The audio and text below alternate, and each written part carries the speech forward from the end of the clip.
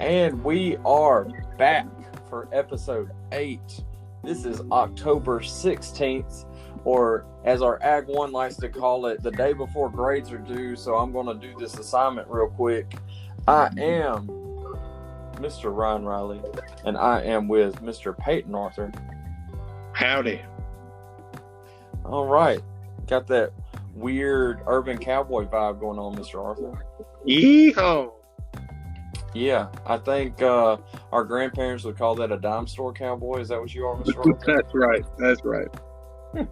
So, the joke that no one got leads us into Mr. Arthur. I think what I heard the most, the feedback I got from last week, was that everyone was sad that you had not been to the clearance aisle at a good old-fashioned Walton-owned Walmart. Wally World. Wally World. Not from the vacation movies, but we are talking about Walmart, the best retailer in the world. Come at me, Amazon. That's the second time I've called out Amazon on this podcast. Be careful. Yeah, I think that means that there's a hit on me. But anyway, I took it upon myself, Mr. Arthur.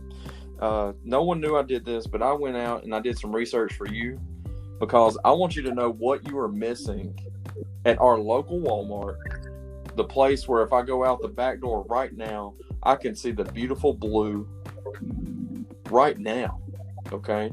And I want you to know what you're missing on that clearance aisle. There are... I think you're going to want to rush out the door and get these things because, to be honest, I did this research last night. It may already be gone. That's how the clearance aisle works. Okay. So, I don't know if you're in the market for this, but a Fram CA7640 air filter. And for those of you not familiar with the 7640 air filter, it fits select Caterpillar and Dodge engines. So if you're in the market for that, Mr. Arthur, if you bought that online like a chump, you'd be paying $41.66. But no, not at the Walmart in beautiful Winfield. That is $3 at our Walmart. $3. And for the owners of select Caterpillar and Dodge engines, I mean, that's a game changer. Not only do you need an air filter for, I would say, about 30 residents in the whole parish might need that particular air filter. You have to be in the market for it and see it on the clearance aisle. I mean, we're talking about a serendipitous moment that has to just, the stars are aligning if you need that. I think you just termed something that Walmart needs to do. Above the clearance aisle, they need to change that. Clearance comes off as cheap. Yes. So they need to put signs up that says the Isle of Serendipitous. Oh, yes. I like where you're going. It's all about branding. Okay. Yes. Call in Walmart tomorrow.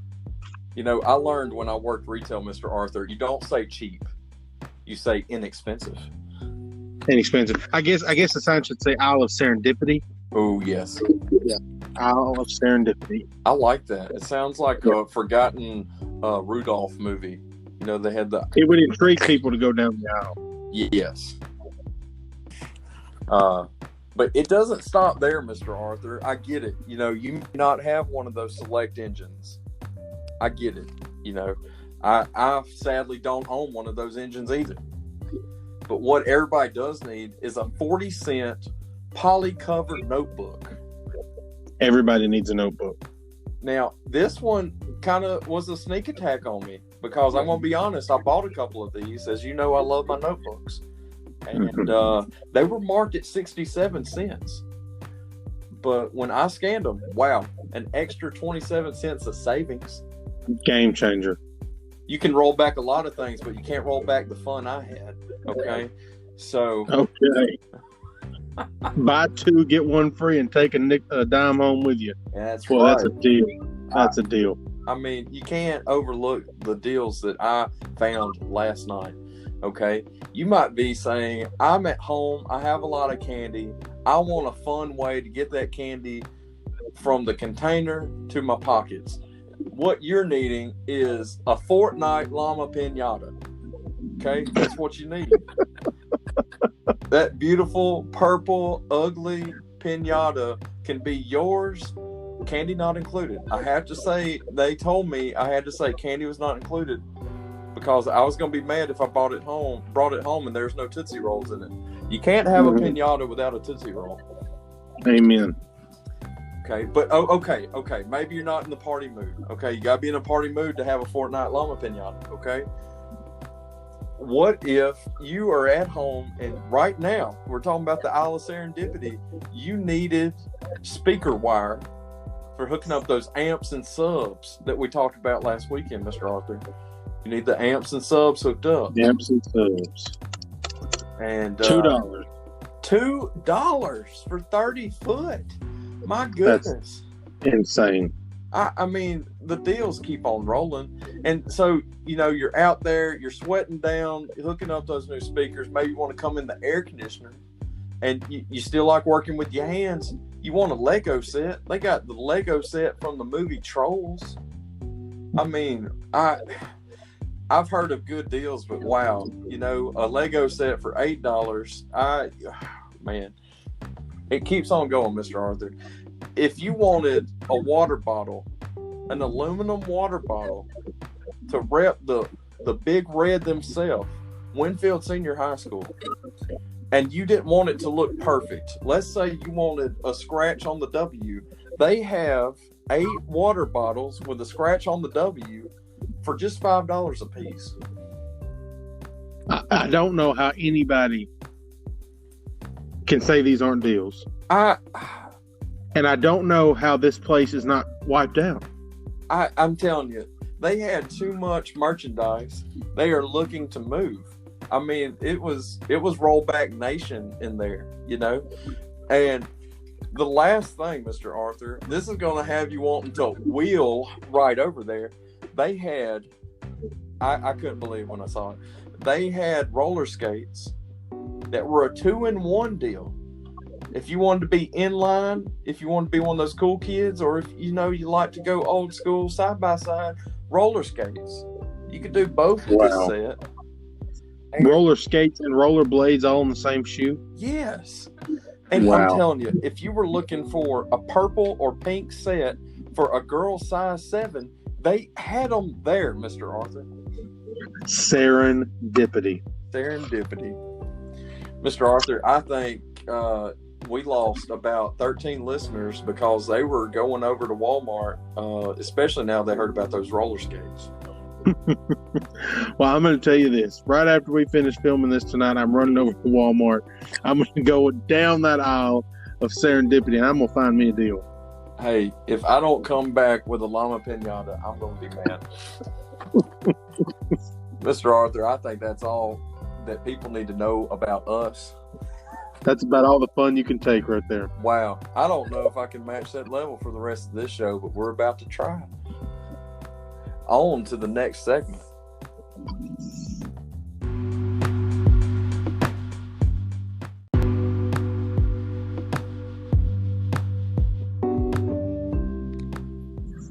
How are you?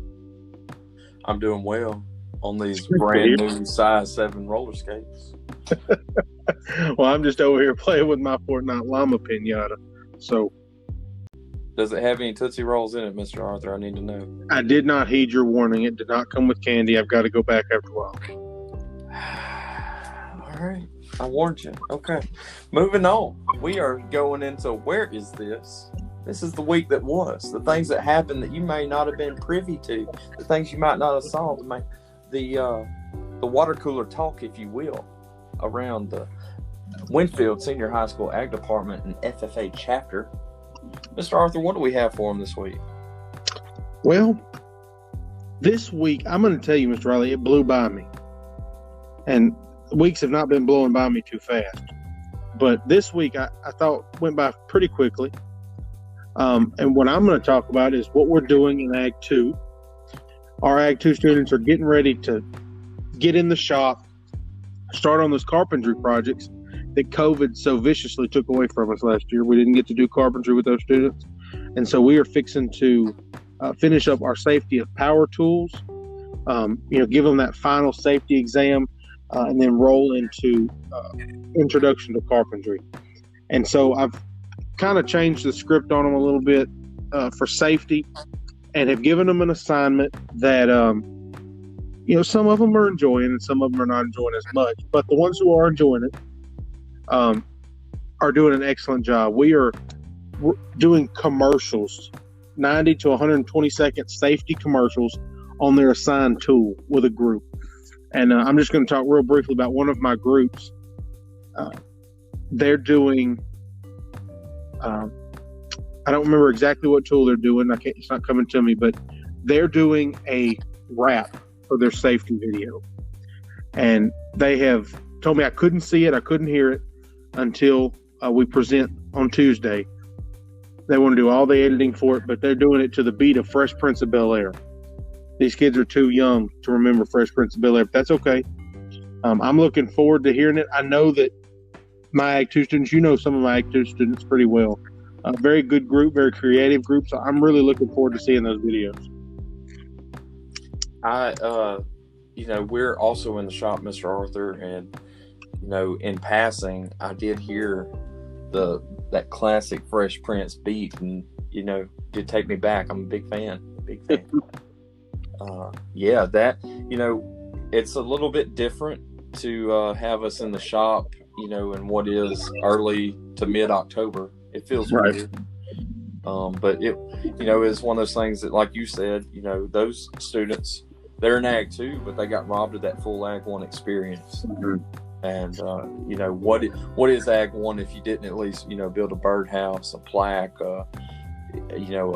some kind of cabinet or table or something, you got to build something. Right. And that really, it kind of helps define it. And, we always put it at the end of the year to make them real happy, so they want to sign up for the next Ag class. And was I not supposed to tell that, Mr. Arthur? No, we're going to actually, well, that's fine. We're actually going to do it again at the end. They'll get to do, what they would normally have done in Ag 2. So we're excited to get 2 trips to the shop this year. Yeah, that is really special, and we're going to, Ag 3-4 is going to loop around a couple of times too. We are actually, we're both teaching the new carpentry curriculum. Mm-hmm. I know the kids really don't care to hear the word curriculum, but it's a really interesting combination of things that we have to teach them. It is. Most of it are things that a typical Ag department normally teaches. The Winfield Ag department normally taught. I would say, what, Mr. Arthur, would you say about 80% of this is typical stuff? Yeah, other than the math that we've been doing in Ag 2, which I think most of the students absolutely despise, but that's okay. We're done with it. It was just a good refresher of general math, using fractions and things that you would normally use in carpentry. But most of it, especially that green book, is directly out of what Mr. Vines taught. Just put in a textbook. Yeah, for sure. He was actually in the meeting, last spring, early spring, when we went through that whole deal, and it was Mr. Vines approved. Right. So yeah, for sure. That we're kind of skipping ahead because some of my students in Ag 3-4 have already built those similar projects, early projects. And so, we're able to, for lack of a better word, clep out of some of that. Mm-hmm. And we are in the, I love saying this word, Mr. Arthur, octagonal picnic tables. I'm excited about this picnic table. I mean, you saw them earlier. Didn't it look nice to be laid out? It did. They're not attached. Nothing is, fastened together. But we were originally going to cut out the tabletop, assemble the tabletop, just so we had something to look at. Because I kind of lose perspective if, you see that long cut list and you just cut and cut and cut. I kind of lose. I'm like a kid. I'm impatient, Mr. Arthur. Right. But we went ahead and cut everything out, and I didn't tell you that everything, I think, is cut out and laid on that other table. I'm excited to see them next week put those together, and I think we've told most of our students that those are, are going to be put out in front of the Ag shop for us to do some activities outside and kind of have an outdoor classroom, or maybe even for lunch or breakfast, them eat their meals outside. I think it's going to be a great addition to our ag shop. I think so too. We think about all the memories in the ag department, and if we can make it even a little bit more, if we can just build scenery around what they're already experiencing, it's going to make the experience even better. Right. Yeah.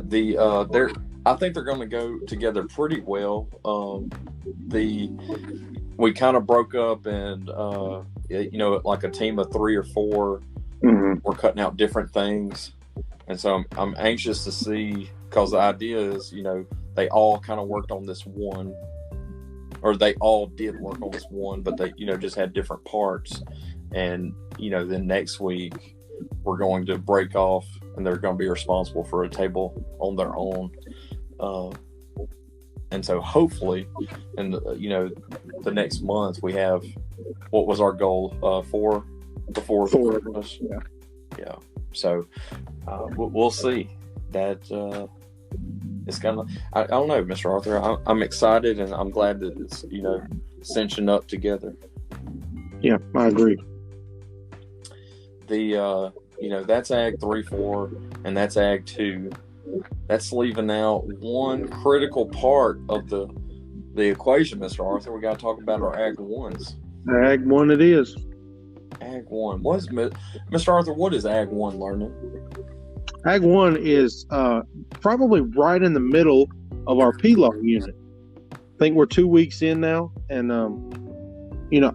we talked to our students today, and I think the end of our class today, Mr. Riley, was probably the most excited I've seen our kids. And while in PLAW, that is, and maybe it was because it was their Friday. I'm not sure. But I thought we had an excellent end to class today. I think so too. That me and you are kind of we like taking the pulse, so to speak, of the kids, and it's hard for a 14-year-old. Is that how old a freshman is? About 14. Something like that. Yeah. It's hard for a 14-year-old, 15-year-old, whatever, to see the importance of things like parliamentary law, parliamentary procedure, and communicating how to run a business meeting effectively. Sometimes it's lost on a young teenager. That's right. And I think we've done about as good of a job as you can communicate that and keeping it fun, keeping it lively, while also hitting the most important parts. Well, it's a difficult topic to teach because, as a teacher, that it can be kind of dry. And, like you said, I think we've done about as good of a job as you can do, making it interactive and as fun as it can be. And today, they began to see a little bit of doing demonstrations and debating, and they began to open up to the idea of PLAW. So I think in the coming weeks that we're going to see a lot more participation. I hope we see a lot more participation because that makes class all the more fun. I think they really, I'm agreeing with you. I think they might be starting to see that connection. We're starting to get that light bulb moment with some of them. But if I really liked what we did, where we teamed them up and they had to come up with a debate. That way they weren't on an island trying to come up with something. Mm-hmm. I really liked that. And it was one of those days where we were going hard when that 3:00 announcement went off to send them home. And that's always a good position, I think, to be in. Right. Because they were still giving, a good Friday effort, if you will.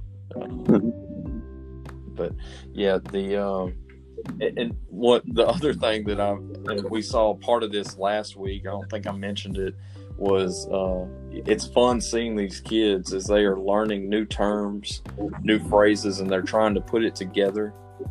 And sometimes they'll make new phrases. Oh yeah. And it's almost like you're learning how to read, and you start like, well, is this a word kind of thing? because last week we had a debate where they opposed the opposer and they opposed the opposer of the opposed, and I was having to get out a chalkboard and keep up with mental math on who they were trying to refer to. And this week, as we today we learned division of the assembly, division of the house. One of our young scholars said double division. They wanted to find the house twice. It was funny. You were talking about the opposed of the opposer, whatever they said the other day. And, after we told them about they couldn't break the rules of decorum, it's so funny to watch them because they think that's like a law. And it just cracks me up. Like, they will not directly criticize another speaker, which is great. That's a great habit to have. But they, and like they were saying, you're trying to track who they were talking about. Oppose the opposer of the opposed, and you're thinking, my God, who are you talking about? It has been really fun to watch some of them try to, was it assimilate or associate those terms together? Yes. And to build that P-Law vocabulary when we haven't given them the full dictionary yet to do so. Yeah, and that whole deal, you want to be able to break this down, and we don't get political, and we refuse to get political. And I think that's imperative on our side, to refuse that and to keep that separated. But what we're doing is we're showing them how those circles are supposed to operate. Right. And I think that's a very, if we could do that right now in our country, again, without getting political, like if you could just say, hey, this is how you debate, this is how you discuss, this is how you accomplish business. Without calling out your fellow person, Right. I think that'd be a great lesson. And, it's one of those things, our politicians didn't go through a Winfield High School parliamentary procedure course. Well, we learned that in the past several weeks with presidential debates and the confirmation hearings of Supreme Court justice. Right. All you got to do is turn on the TV, and you can see. And so I think it's, they right now are not thinking it's important, but it won't be long. I, even as young as I am, can see the importance of it. So it won't be long before that light bulb really comes on when they can see it. I don't know where it happened for you, but, a lot of times, most of the news I watched was with my grandparents. They were classic Wheel of Fortune, evening news kind of people. And I think if they can just, take a step back, and that's what, we talked about earlier at supper, a lot of things that we do, it needs perspective. You need to be able to take a step back. And I think when they do that in a few years, and I mean, it'll take a while. I'm not saying it's going to happen over the weekend, but there's enough examples of bad parliamentary procedure. I mean, it happens constantly. Right. What we keep on stressing is, guys, these are the tools you can use. Parliamentary procedure is such a, minority has a voice, but the majority will rule. Here are the tools to make sure you get your voice heard as effectively as it can be done. And I think that's such a vital thing. And, they may not see the importance now, but I think they will eventually. So as it was wrapping up, you saw, we keep on sharing each other's toolbox and, playbook and that kind of thing. And you saw that where I love to, get them up, get them standing, get the blood flow in these, hour and 1 minute or 101 minute classes. When you made them stand up and you were talking about the weekend is nigh, and that just cracked me up so much, and I went and wrote it on the board. And nigh, the weekend is nigh, or whatever is nigh. And you told me later, you were quoting The Office, which I love The Office so much, and Dwight is such a character. But Mr. Arthur, do you know where the Nye word comes from? Does it have something to do with night? I think that is part of it. Because, when you spell it out, it's literally night with no T. Right. But it's a Germanic origin, and it's related to the Dutch na, or the German na. Yeah. And the best that it could do is it means nearby, or near, and I think it's that idea of as soon as a day dawns, the night is getting closer, right? And eventually night. But whatever. I just thought that was a kind of I'd never thought about the etymology of it. But Mr. Arthur, do you have anything else from our classes this week? I don't think so. It was a great week. I think that our students are doing an excellent job in the classroom. Whether we tell them that enough or not, they're doing an excellent job. And of course, grades are coming out next week. They'll get report cards. And if you're listening to this, any assignments that you're struggling with, haven't completed yet, we need those done ASAP so we can get those grades in. So shoot us an email, and hopefully you can get those done over the weekend. Yeah, didn't Doc say that she wanted everything in by Monday? Monday, that's right. Yeah, so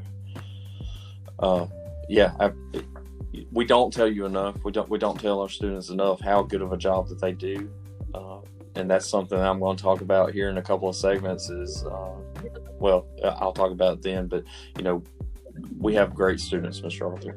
We definitely do, and I hope I never take that for granted. And I wish that for all of us teachers. I hope we don't take our students for granted. That we got a great bunch. And if we didn't say it to you this week, we're proud of you, and I hope you're finished with your work. And if not, please be listening to this, and please finish it. So, Mr. Arthur, you got anything else? That's all I have. All right, we go on to the next segment.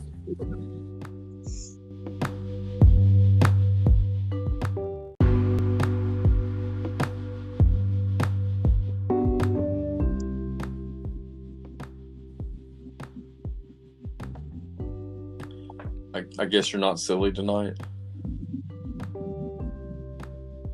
Mr. Arthur. Yeah, somebody calling me?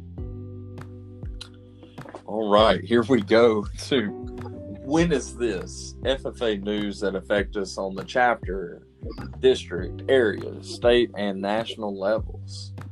Mr. Arthur, we have a lot, but not a lot of news this week.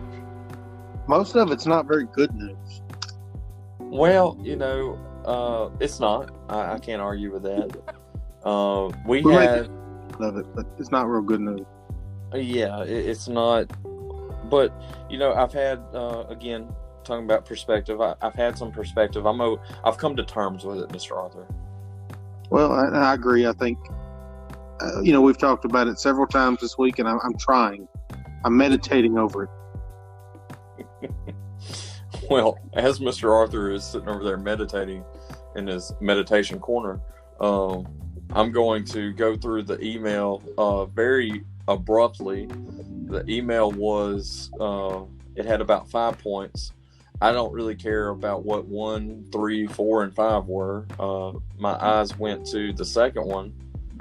Well, I take that back, Mr. Arthur. It went to the first and the second one. I forgot what the first one was, but I do now.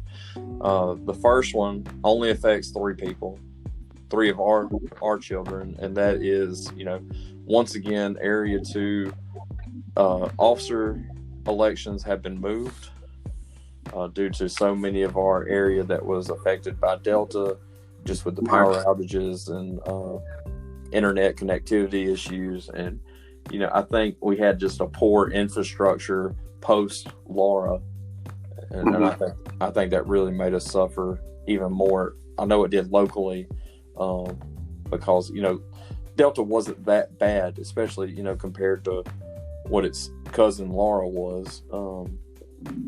but we were just a little bit weak at the moment. Right. But anyway, that got pushed back for, is that the fourth time? If it's not the fourth, it sure feels like it. Right. Yeah. I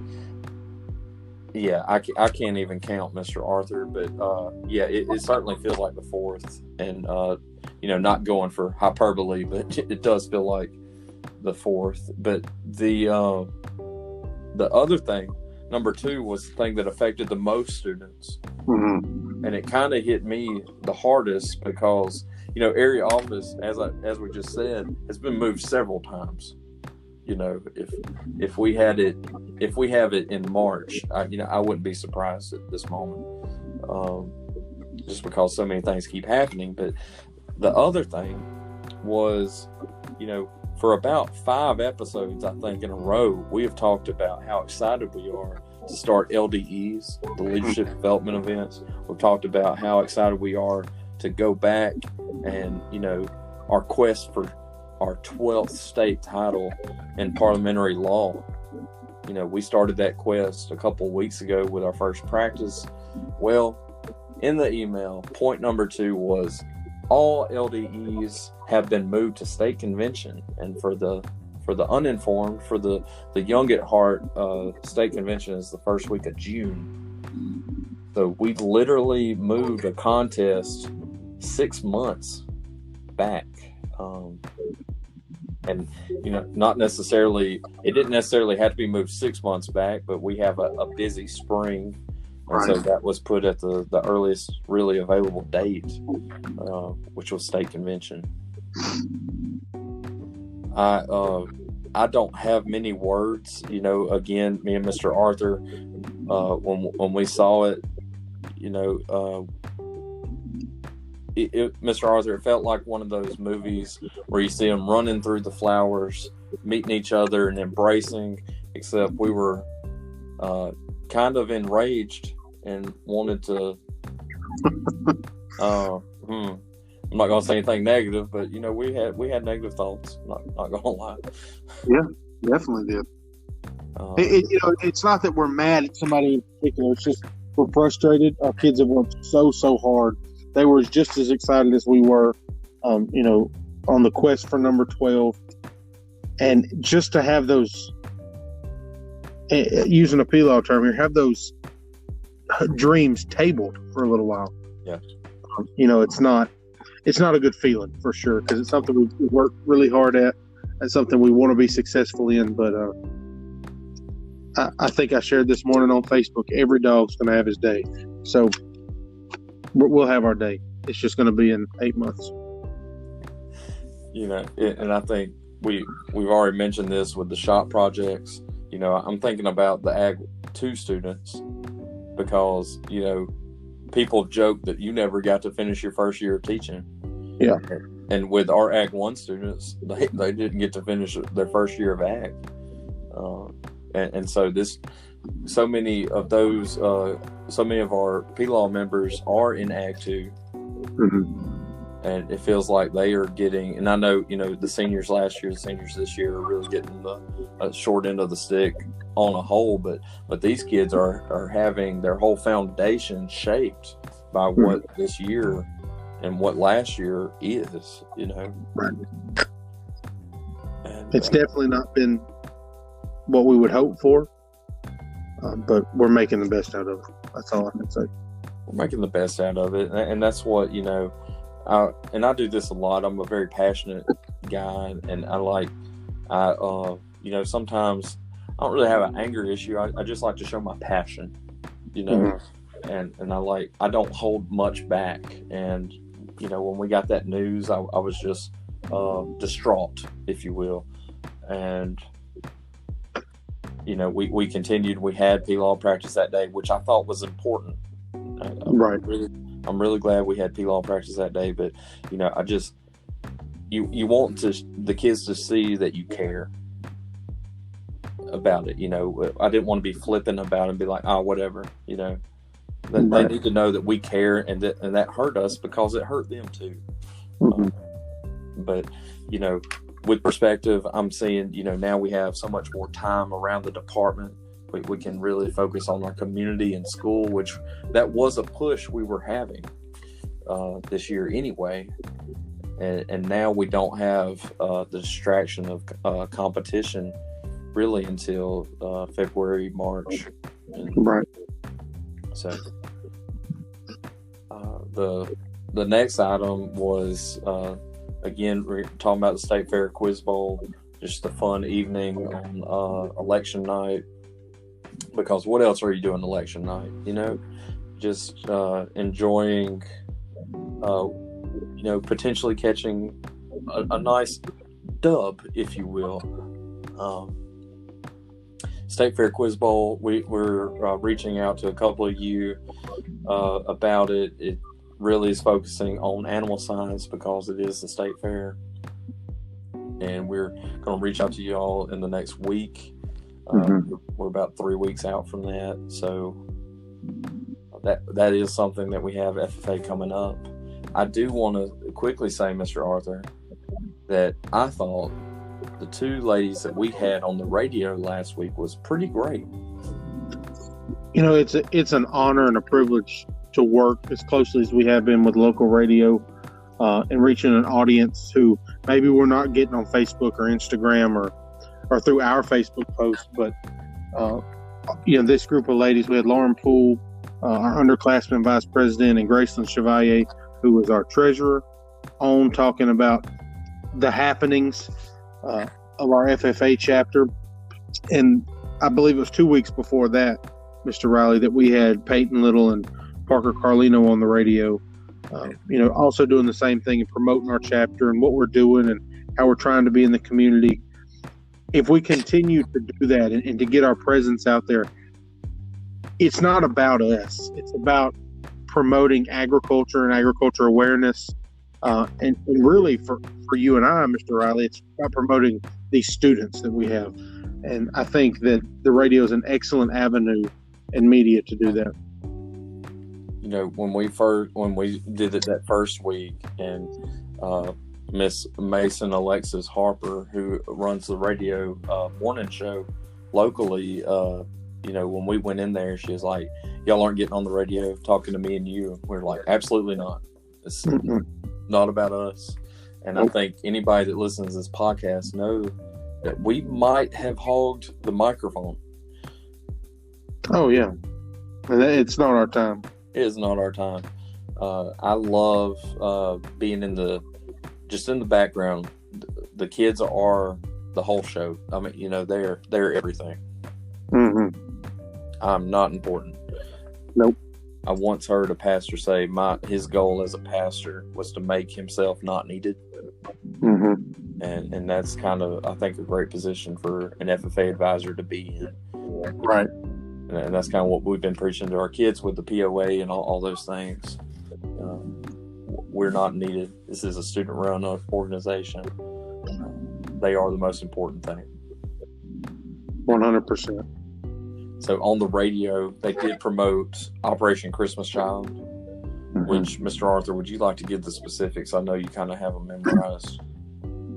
Well, I don't have everything memorized, but we're doing a drive for Operation Christmas Child. And for those of you who do not know what we're referring to, it is a program through the Billy Graham Foundation to get Christmas boxes of toys and needed items out to children around the world who don't get Christmas gifts.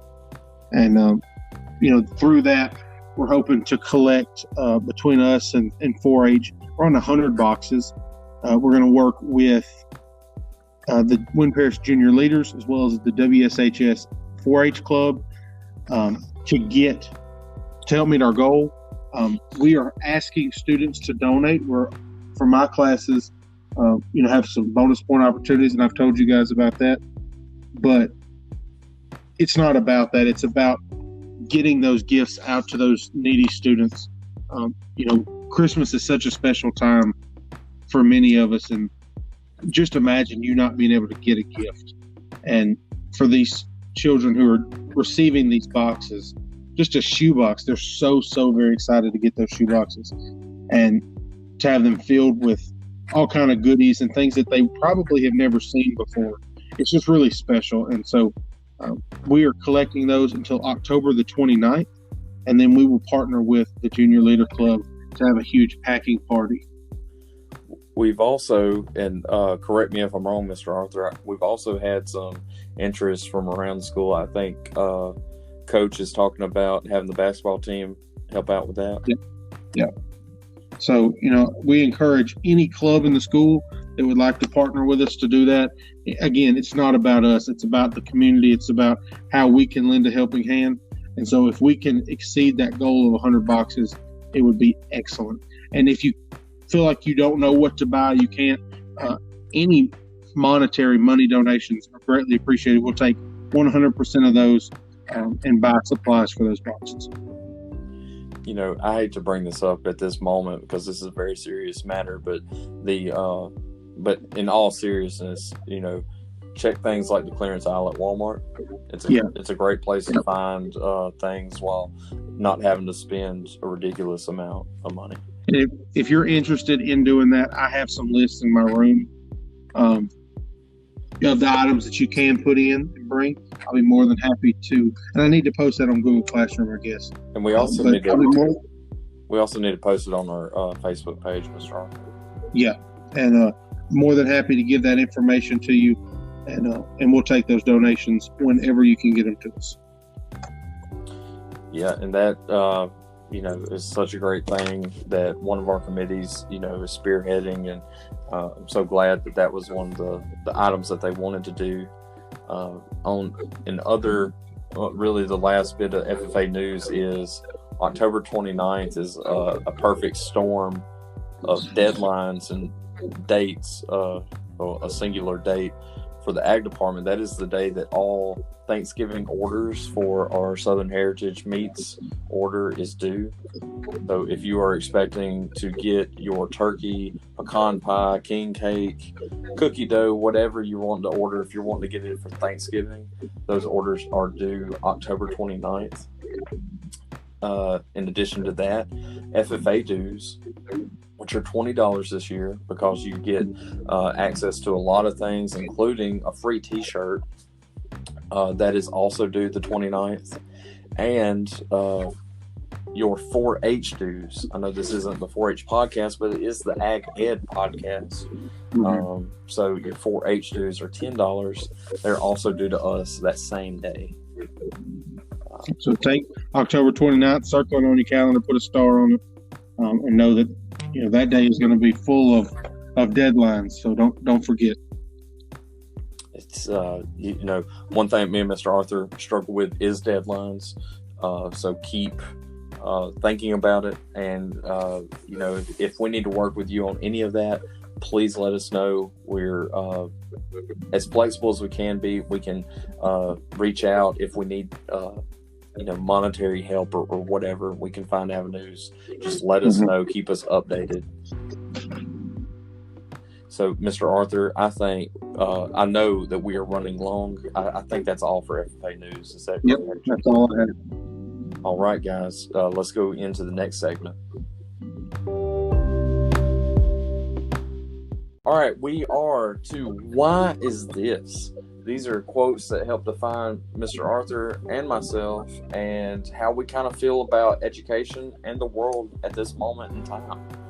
So me and Mr. Arthur, for once in our life, actually planned a little bit together before we got started. And Mr. Arthur, I believe I have written down you were going to go first.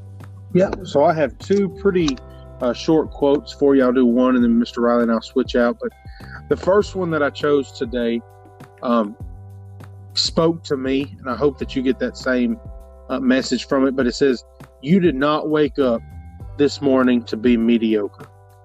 Arthur's unknown, but why wake up every day and not do everything 100%?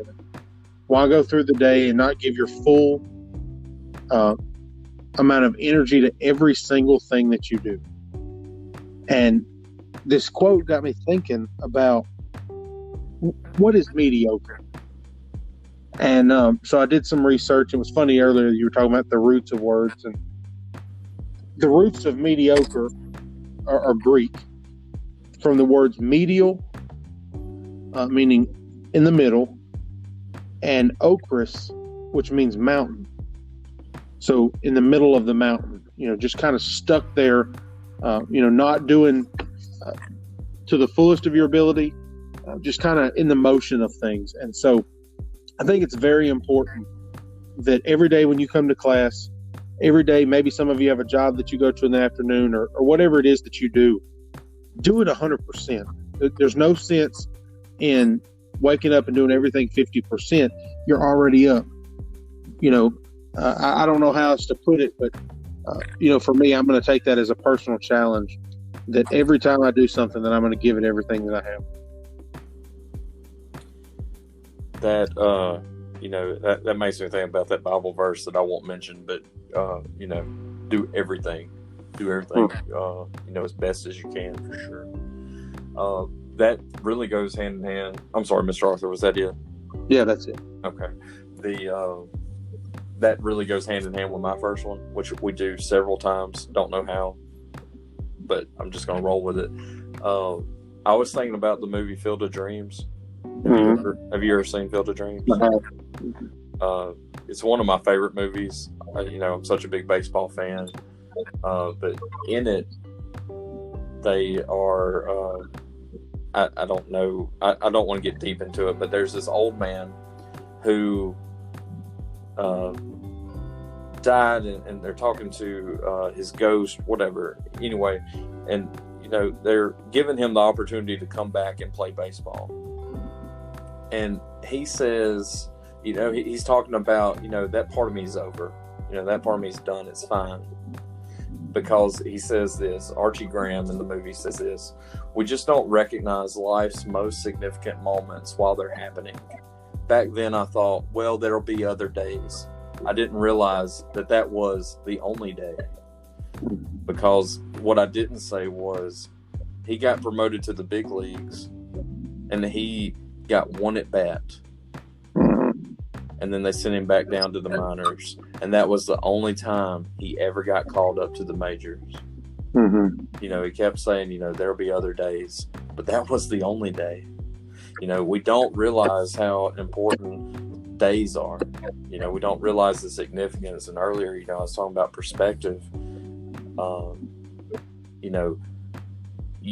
The reason why you should, to piggyback off your quote, the reason why you should live every day to the fullest is because you don't know what that day is going to have. That's right. You don't know what, with perspective, you don't know what that day meant in the grand scheme of your life, and it's sad about, we said that this week flew by. It's sad because there's parts of my week I can't remember right now. I know. Yeah. And it's one of those things. I know there's at least 7 students right now that could come back and tell me something, and I'd be like, oh yeah, I do remember that. And those things are so meaningful to so many people, and at the moment I can't remember it, but it's just such a major thing to me is, be your best self as much as you can be, Right. That seemed kind of cliche, but I think that's a very important thing that we need to do more. Yeah, I agree with you for sure. So that's all for that quote, Mr. Arthur. Okay.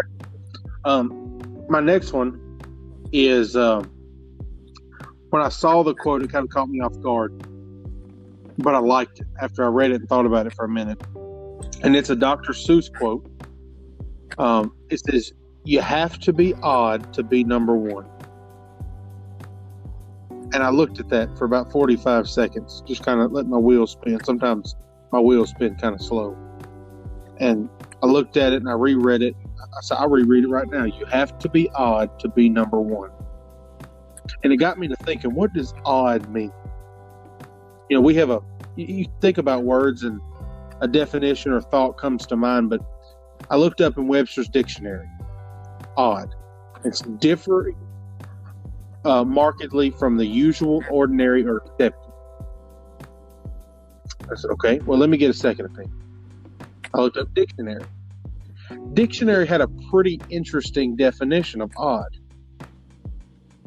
It said fantastic, bizarre. And, use a thesaurus, you change out odd to fantastic. You have to be fantastic to be number one. And we talk about in Winfield FFA chapter all the time how we believe we are number one. We're the best. We strive to be the best. And maybe because we do that, we are odd. Maybe we are differing markedly from the usual or the accepted. But that's what makes us fantastic. And so just because you think about yourself and what it's going to take for you to get to the top, you have that quality. You have to find that quality. You have to hone in on that quality sometimes. But that odd, that fantastic quality is in each and every person. You just have to find it. I really like that, Mr. Arthur. Really, really do. I'm going to take part of that. You talk about Winfield, and we talk about the pride and the tradition, and I went with Field of Dreams for my first quote. I'm going with Field of Dreams for my second quote. Okay. And this is something that came up, and I don't know if you remember this. I don't remember. Me and Mr. Arthur spent a lot of time with each other during the week, and I consider it a great honor, Mr. Arthur. I enjoy our time together. Always a good time. And something was said, and you jokingly was like, "Man, this is heaven," and I don't remember what it was. Maybe you saw a great basketball play. I don't remember. Anyway, and I said, "No, it's Iowa." Yeah. Do you remember that? I do. Okay, and I don't remember the context of what we were talking about. Thank you. It definitely could have been. We do like to partake of food, but it comes from my comment came from Field of Dreams because Ray is talking to his dad, and again, it's his dad's ghost. He's talking to the treasured past, kind of thing, and Ray's dad says, "This is heaven," and Ray says, "No, it's Iowa." And his dad goes, "Iowa? I could have sworn this was heaven." And then he goes, he looks around, and the dad goes, "Oh yeah, it's the place where dreams come true." And then Ray looks around. He sees his wife. He sees their daughter. They're playing on the porch. He looks back at his dad, his dad had passed away when he was so young, and he didn't get, a good childhood with him. And Ray thinks about all of it, and with perspective, he goes, maybe this is heaven.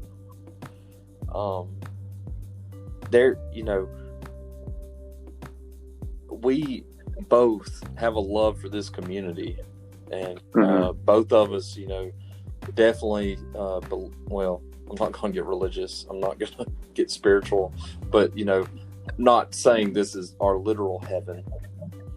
But we both have a love for this community, and we both could be like Ray, saying this is Iowa, and then thinking about it, maybe this is something better than that. I'm going to be honest, Mr. Arthur, and I jokingly said that in the past 40 days, I didn't have electricity for half of them. I don't know how good that timeline is, but I did go without electricity for 20 days. Yep. I don't know what time period it was. And there was times during that I kind of felt angry. And, it was almost like something didn't want me here. You know what I mean? Yeah. And, but the more I think about it, I was just hurting just as much as everybody else was. Yeah. I feel like I am Winfield, and and I know you feel the same way. And in whatever capacity it is, I'm so happy to be here. I'm so happy to be working with you. We carry on and we talk about this tradition and the pride that we have, but we are Winfield, and I think the faster that kids see that, and the faster that kids take on that pride, and they feel that pride, and we're coming up on homecoming, and soak it up, have that pride, because like we talked about with our first quotes, don't act like there'll be other days. Treat today. Have that pride today. Be happy today. And the faster you do that, the happier I think your life will be. No doubt. No doubt. So, Mr. Arthur, that's all I have. That's all I have as well. All right, guys, y'all know what it is. It is time for the last segment of the evening.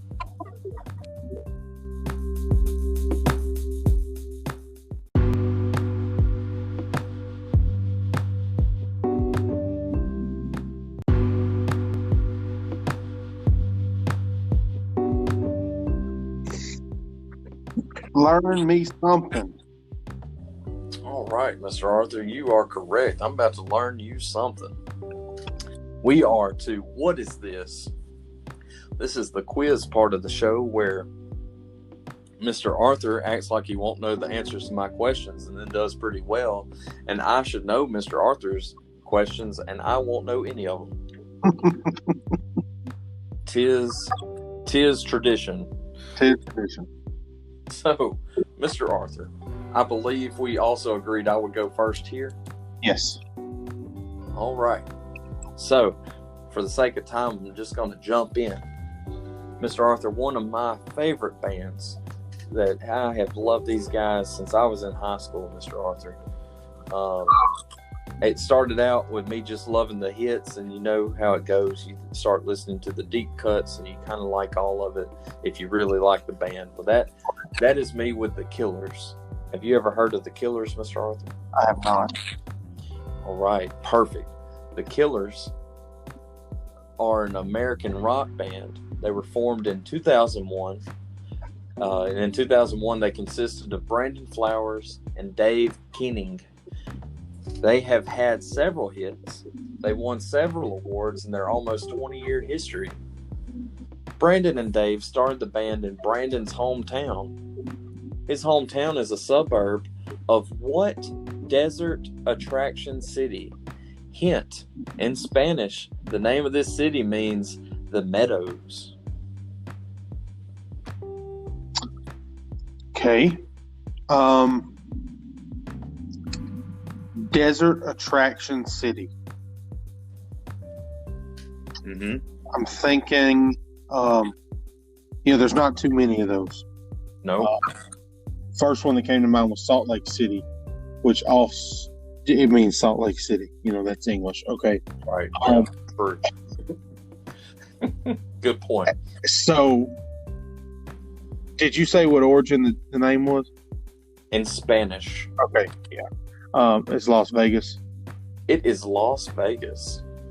Good job, Mr. Arthur. I had no idea the name of the city meant the meadows. I had no idea either. That's new to me. Which kind of makes sense. It's like the oasis in the desert. Right. So, that was in 2001 they started. In 2002, the band would add more members. They would also create their logo. This logo is still used by the band and has become an iconic part of rock history. They were inspired by the album art of a certain classic rock album that highlighted which singer's 30 number one hits. Hint, the singer is the pride of Tupelo, helping Mississippi claim itself as the birthplace of American music. Elvis. It is Elvis Presley himself. I know Elvis. You just knew that right off the bat. You said Tupelo. Yeah, I'm not going to throw much shade, but he is Tupelo's favorite son for a couple of reasons. He's our only son. Go ahead, moving on. Yeah, only son. There you go. Perfect. That's like when my mama said I was her favorite son. That's like the sign. If any of you've never seen this, sorry, but here's a little history. You're driving through Hope, Arkansas, and the sign says, "Home of President Bill Clinton." And you're thinking, that's about the only thing this town's known for, but it is what it is. Tupelo, it's a beautiful city. Go visit Elvis's home. And, I've also seen Bill Clinton's childhood home. Yeah. Until the age of 8. Was that right?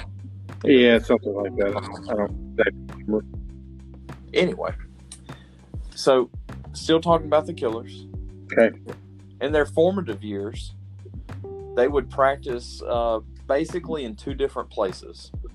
Okay. One place, or those 2 places together, would be where they would birth their first album, Hot Fuss,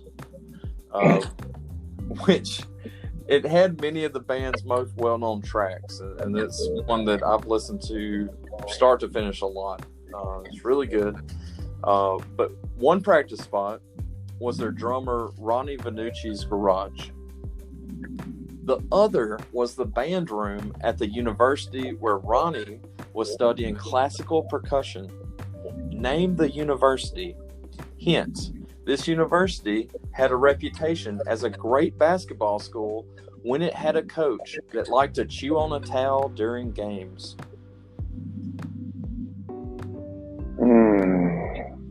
Are you familiar with the coach that liked to chew on a towel? That didn't hit me. There was a prominent university basketball program in the Vegas area in the 80s and 90s. Yep. And that was UNLV. UNLV, the Running Rebels. Is that correct? That is correct. Oh, crap. Okay, that was shot in the dark. Jerry Tarkanian. Yeah, I don't know much about UNLV other than the fact that, they played teams like Duke, I think, and upset them, and Kentucky, and in LSU had a couple run-ins with them. But, right. Yeah, I knew that they had a very successful program in the 80s and 90s.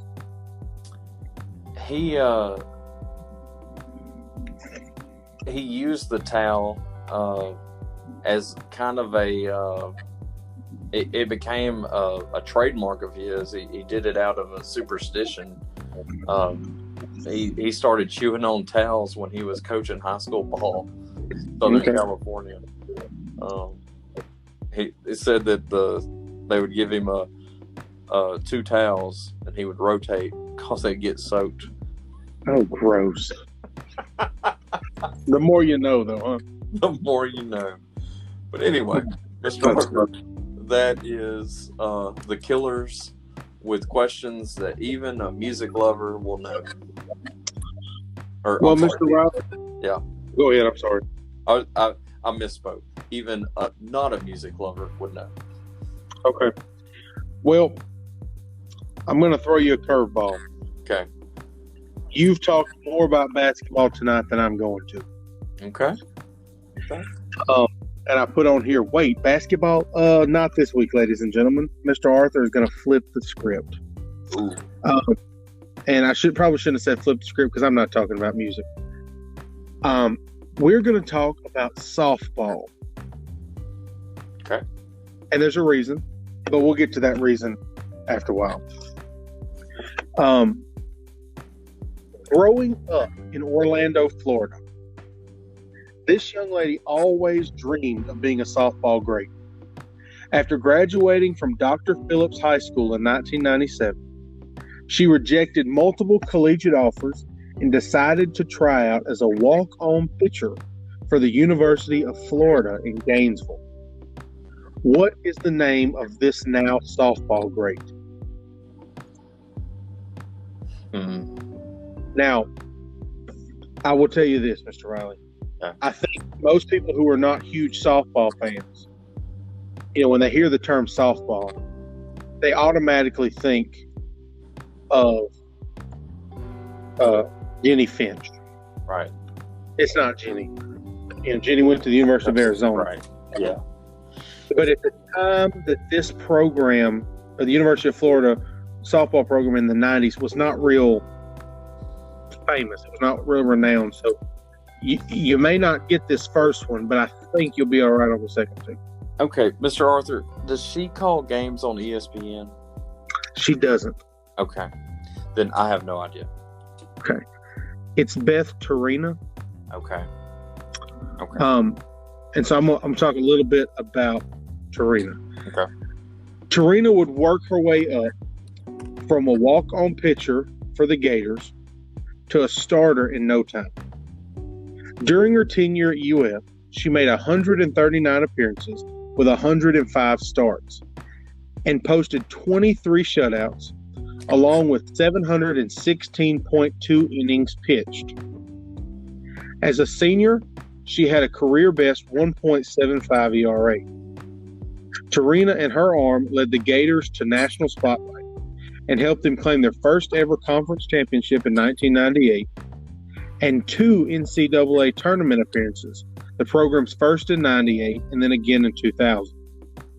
Because of her excellence on the field, and after making a few pit stops at other universities, which SEC school picked up Torina as their head coach? Would that be a school that is local? Yep. Would that be the Louisiana State University? It is the Louisiana State University. That's correct. Okay. I thought I remembered the name.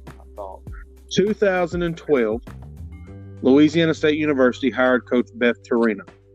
Now, she took over a program that was already pretty successful, but she has continued to build the legacy at LSU. Coach Torina has led the Tigers to every NCAA tournament since she was hired, 6 Super Regional appearances, and 4 Women's College World Series appearances. What do you think her win percentage has been while she's been at LSU? And that's regular season, postseason, everything? Yes. Well, now I will tell you this, Mr. Riley. Okay. The SEC is probably one of the toughest softball conferences in the country. Right.